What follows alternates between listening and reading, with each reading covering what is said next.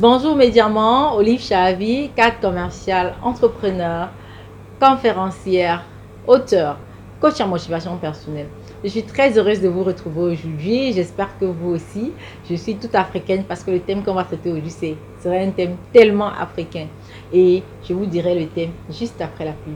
À tout de suite.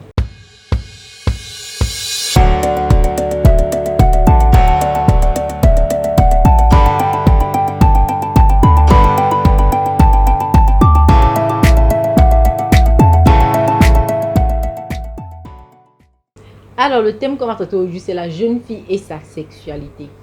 Comment aborder le thème avec elle? Comment en parler avec les jeunes filles? En général, quand les jeunes filles ont 7-8 ans, tout ce qu'elles connaissent, c'est l'école, maison, dodo, jouer, école, maison, dodo, jouer. Et subitement, vers 13-14 ans, en général, c'est là où on a nos premières règles. Et subitement, tu es en train de jouer avec tes amis ou tu es à l'école, tu entends quelque chose sur ton slip. Tu te dis que peut-être tu as fait pipi, tu cours aux toilettes, tu te rends compte qu'il y a du sang. Et en général, chez nous, les parents n'aiment pas en parler. Les parents ont une certaine honte d'en parler. Et quand la jeune fille a ses règles, si elle n'a pas une grande soeur, la mère prend juste les couches et lui donne que mets ça là-bas. Ça va arriver pendant 3-4 jours et après ça va passer. Donc elle ne comprend pas ce qui lui arrive. Le mois suivant, ça arrive encore. Sa mère lui dit encore mets ça là-bas et tout. Ou va voir telle cousine, va voir telle soeur, elle va t'expliquer comment ça se passe. Non, c'est quelque chose que si on rate dès le départ, la fille peut être traumatisée. Donc, quand une fille a déjà 12-13 ans, il faut déjà la préparer psychologiquement. Que d'ici 1, 2, 3 ans, ton corps va changer. Si un jour, tu es à l'école ou tu es en train de jouer et que tu vois un sang rouge sur ton slip, viens rapidement me voir. Voici des serviettes, ça sert à ceci, à cela, à cela. Tu as tes règles parce que une femme doit passer par là pour accoucher, il faut qu'elle ait un cycle mensuel. Ce sont les discussions qu'on doit avoir avec nos jeunes soeurs. Ce sont les discussions qu'on doit avoir avec nos nièces, cousines et tout. C'est important, surtout nos propres enfants. Si toi-même tu ne peux pas éduquer ton propre enfant, tu penses que c'est qui va l'éduquer? C'est la cousine, c'est la sœur qui va le faire. Elle ne le fera pas mieux que toi. Comme dit souvent ma mère, pour bien faire ta chose, il n'y a que toi pour bien faire ta chose. Personne ne peut faire ta chose mieux que toi. Si tu ne le fais pas et que tu confies ta chose à quelqu'un, ce serait fait à 80% de son potentiel. Alors que si toi-même tu le fais, tu vas te donner 100% de ton potentiel. Et même si ça échoue ou pas, tu sauras que tu te serais donné à 100% de ton potentiel. Donc c'est important. Et la plupart des filles à cet âge, elles ont souvent un peu peur, elles sont mal à l'aise. D'autres même ont des règles douloureuses, elles ne comprennent pas pourquoi elle a mal au ventre. Donc c'est à sa mère de lui expliquer. Parce que quand vous expliquez à vos filles, elles ont plus confiance en vous, elles se sentent rassurées. Parce que tout ce que la mère dit, le parent, le père ou la mère, tout ce que le père et la mère dit à l'enfant, en général, il prend confiance et il est plus libéré d'entendre ça de ses parents ou d'entendre ça de quelqu'un d'autre. C'est totalement compliqué. Vous envoyez l'enfant, va avec ta cousine et tout. C'est tellement compliqué. Je vais vous raconter une première histoire. C'est une jeune fille qui a eu ses règles. Elle était en train de jouer avec ses camarades de classe. Du coup, elle voit le sang sur son vêtement. Ses amis aussi sont étonnés de voir le vêtement. On dit que mais tu es malade, tu t'es blessé aux fesses et tout. Va voir la maîtresse. Elle va voir la maîtresse. La maîtresse enlève une garniture pour lui donner, attache le pain. Lui dit rentre à la maison. Elle rentre à la maison voir sa mère. Sa mère lui dit va voir ta cousine. Et quand elle va voir sa cousine lui dit que ah, ça arrive, prends juste les garnitures. Porte. Sache que maintenant, si un garçon te touche, tu dois lui dire ne me touche plus. Parce que sinon, tu vas voir, tu vas tomber enceinte. Donc la fille était tellement paranoïaque que elle ne laissait pas un garçon l'approcher, même pour parler. Un garçon vient justement, bonjour, est-ce qu'on peut faire tel devoir? Non, je ne veux pas. Parce que c'est ce qui lui a été expliqué. Qu'à partir d'aujourd'hui, ne laisse pas un garçon t'approcher. Parce que si un garçon t'approche, tu vas tomber enceinte. Et si tu tombes enceinte, maman va te chasser de la maison et tu seras malheureuse. Tu vas vivre comme les enfants de la rue. Voilà ce que sa cousine lui a servi. Et aujourd'hui, je vous assure, c'est quelque chose qui a traumatisé cette jeune fille. À son âge, elle n'arrive pas vraiment à se défaire de cette idée de 1. Et deuxièmement, quand elle entend les avis, elle essaie de comprendre même comment ça se passe. Et on lui dit que non, la première fois c'est difficile et surtout que tu as mis long. Franchement, ça va te faire du mal. Donc, elle se braque encore davantage. 27 ans et vierge. À cause de tout ce qu'elle a dû endurer, tout ce qu'elle a dû comprendre. Et elle a mal au ventre à chaque fois qu'elle fait les règles. Elle ne sait pas que c'est une maladie. Parce qu'on ne lui a pas expliqué ça. La plupart des personnes qu'elle a rencontrées lui ont dit que non, normalement les règles font mal et même l'autre ça fait mal, même l'autre. Non, c'est faux. Moi personnellement, quand je règle, j'ai pas mal du tout.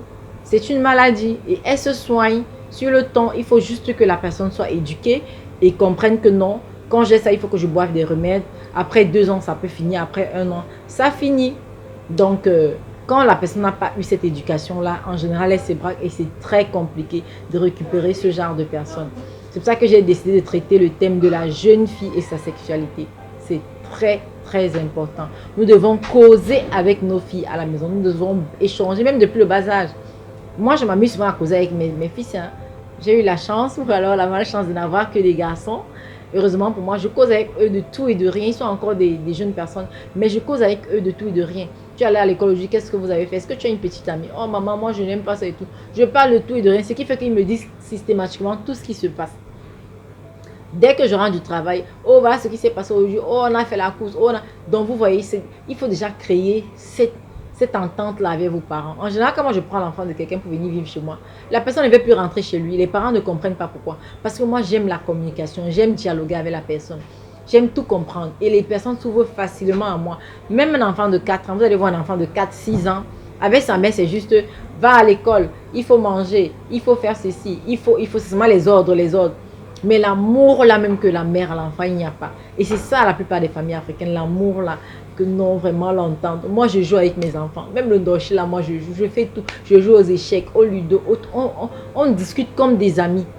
Donc, on est comme des amis avec mes enfants parce que je ne veux pas que si demain, après-demain, quelque chose leur arrive, qu'ils aient une barrière pour me le dire. Ils me diront tout systématiquement, quel que soit ce qui leur arrive. Et c'est ce genre de relation qu'on doit avoir avec les enfants, c'est très important. Parce que si vous avez une relation d'ordre, tu t'es levé à telle heure, tu as mangé, va faire tes devoirs, va dormir, va à l'école, va faire... Si la personne a quoi que ce soit qui lui arrive, même si toutes ces histoires de sexualité, de couple identiques lui arrivent, ils ne vont pas vous dire. La personne va garder ça pour lui et va aller voir un tonton ou une tata à qui il parle souvent. Mais ça ne sera pas vous et ce sera dommage. Donc, c'est ça d'éduquer les enfants comme à l'époque de nos parents. On te dit, tu as mangé, oui, va dormir. Tu es parti à l'école, oui, tu as fait tes devoirs, va dormir. Non, c'est ça. Nous sommes la nouvelle génération. On peut impulser un vent d'intelligence et un vent de communication. Et la communication est je veux dire, c'est idéal. Parce que quand tu as la communication, quand tu sais communiquer, tu ne peux qu'aller nulle part. Même si tu arrives dans un pays où on parle chinois, tu ne parles pas chinois, c'est que tu peux prendre ton téléphone, montrer comme ça. Tu vas passer dans tous les pays du monde. La communication est très importante. Donc, tenons nos jeunes sœurs, nos jeunes filles comme nos amies. Et nous devons davantage discuter avec elles pour qu'elles s'ouvrent, sinon elles ne s'ouvriront pas. Et c'est très important.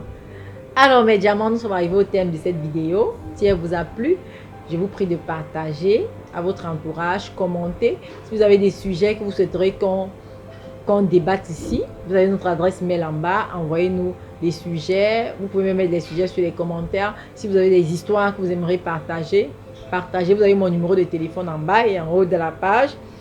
Pour ceux qui veulent les coachings, écrivez-moi sur WhatsApp et tout, je suis disponible. La plupart des personnes font comme ça et je réponds automatiquement. Je réponds à tout le monde quand je peux et comme je peux. Alors, comme je le dis souvent, ce ne sont pas seulement les plus intelligents qui réussissent, mais les plus audacieux. Tenez bon et n'abandonnez jamais. Olive Chavi. Bye bye.